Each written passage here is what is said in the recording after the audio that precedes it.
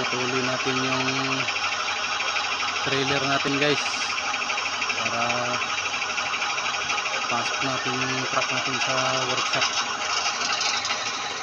Ayan yung nagpuputol yan guys.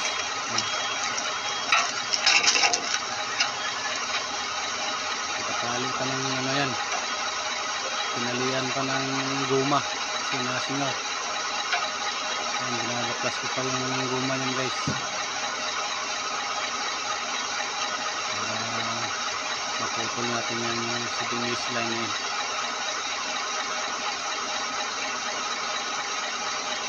Ito ang buhay ng truck driver guys, trailer driver. Ayan.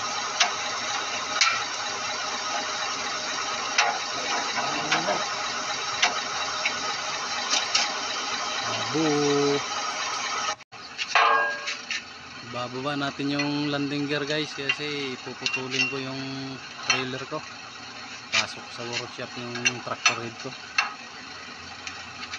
Walang tornilyo yan eh, kaya screwdriver na lang yung pinag-stopper natin para hindi para maikot lang yung ano nya. Ayan. Para-paraan lang guys pagka walang kuhan, kasi tinatanggal lang namin yung ano niyan eh, yung pang-ikot niyan, yung bakal. Kasi baka malaglag or mawala kasi yan, baka nakawin lang yan. Ganyan lang guys.